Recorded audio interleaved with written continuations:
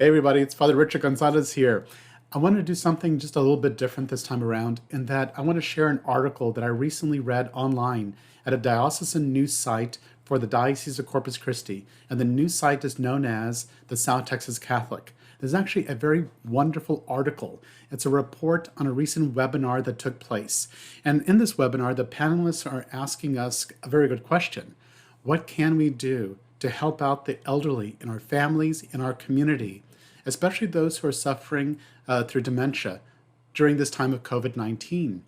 You see, this question actually comes home for me and the members of my family, because 16 years ago, my own mother passed away because of complications with Alzheimer's. So this is a very good question. What can we do? What more can we do for the elderly and our family and our community, especially for those who have dementia? But before we continue, and before I forget, just one more thing. If you enjoyed this YouTube video, consider giving it a thumbs up like, subscribing to my YouTube channel if you haven't already, and hitting the notification bell and the all tab so you are notified of all future videos on my YouTube channel. As I said, this is a wonderful article taken from the South Texas Catholic, and I'll actually be placing a link to this particular article in the comments section down below. So as we see, the article's title is Webinar Urges Action to Help Elderly Suffering from Dementia. The contributor is Mary Cottingham. So we do thank Mary for her contribution for this article. So let's begin. During the July 26 webinar entitled Dignity in Dementia, Mapping the Church's Response to the Coming Crisis, Charles Camasi, author and associate professor of bioethics at Fordham University, said that COVID-19 has given society an opportunity to finally start talking openly and honestly about issues related to those who have dementia. In his recent book, Losing Our Dignity, he challenges society to move forward with urgency and choose a path with clear social and moral benefits before the upcoming crisis spirals out of control. It wasn't just Mr. Camasi who was on this panel. There were other people as well, such as Catherine Jean Lopez, moderator of the discussion and chair of the Pro-Life Commission of the Diocese of New York, occupational therapist Sister Constance Veit, director of communications for the Little Sisters of the Poor, another occupational therapist, Aaron Younkins, director of the Office of Life, Justice, and Peace for the Archdiocese of Baltimore, and also the Most Reverend Kevin W. Van, Bishop of Orange, California. And the Greg Metzger from the New City Press was actually the host of the event. So as we see, there are several experts, people who have had life experience, who have had professional experience in these areas. So let's continue. During the pandemic, some families were not allowed to see their loved ones in nursing homes or assisted living centers.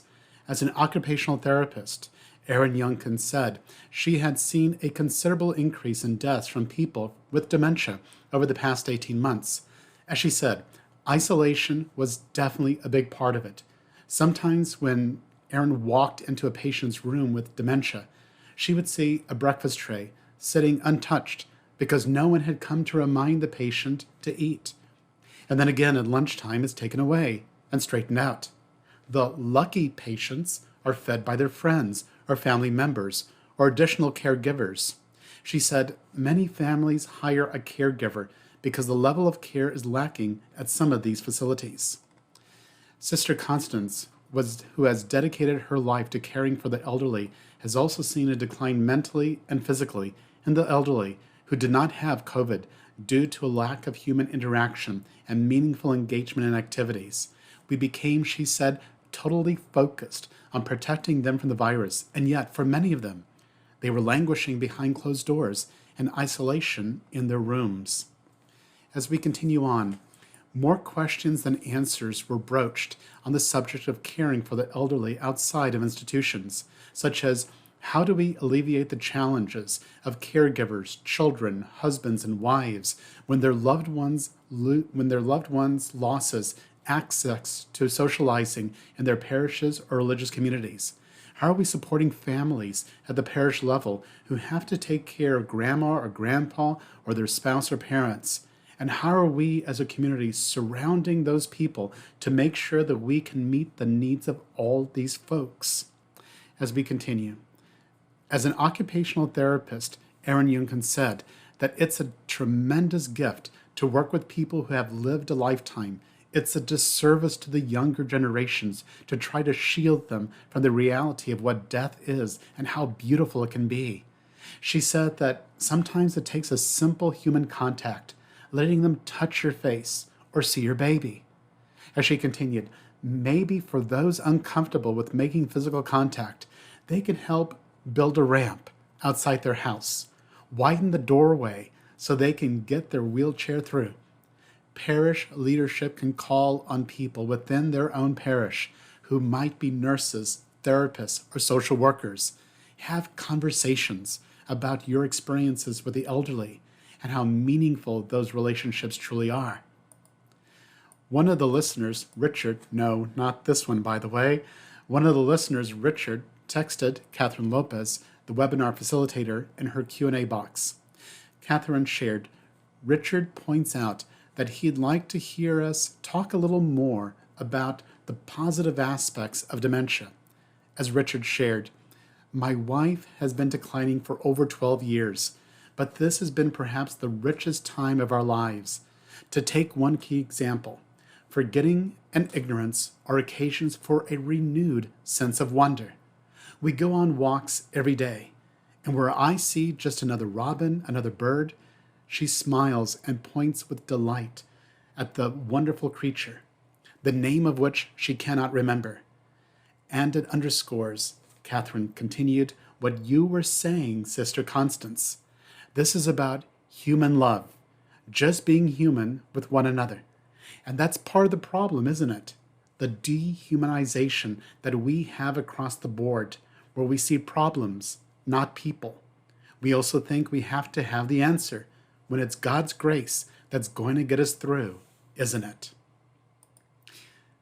If you'd like to actually see the entirety of the webinar, you can go ahead and click that particular link. And again, I'll be sharing that link down below in the comments section. Wow, through the miracle of technology, there I am. But yes, this is a wonderful article.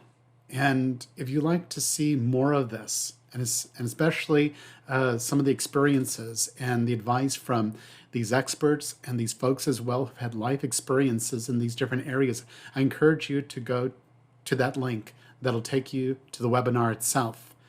And yes, this rings home for me and for my family. As I shared earlier that about 16 years ago, my own mother passed away because of complications with Alzheimer's. Especially in those 10 years of her life, there was a lot of grace, a lot of love, a lot of good memories, actually, that my brother, my dad, and I were able to share one-on-one with my mom and also together as a family. And it was something that, yes, of which it was a cross, but a beautiful one. And for those 10 years, a lot of healing, a lot of grace was present. And also this time during COVID-19, that question that the panelists are asking, what more can we do for our elderly and for those who are experiencing especially some sort of dementia? Let me share just one example. My dad lives in San Antonio, and he lives in this little cul-de-sac in his neighborhood. And during the height of COVID-19, where few people were actually leaving their houses, in his little cul-de-sac with his neighbors, whenever somebody went to the grocery store, they bought a little extra to share with their neighbors. Everybody did it. And what a wonderful thing that was, and also a sign of how we are all in this together. So this is a good question. What can we ask, my brothers and sisters, to help out our elderly, to bring them dignity and respect, and to also celebrate their lives, and to share those moments as well with the younger generation? It is something that I really believe that they will keep within their hearts, not just in their minds, but to keep within their hearts as God is calling them through their hearts to follow Him in a particular way. May God bless you today, tomorrow, and always, and I'll see you real soon.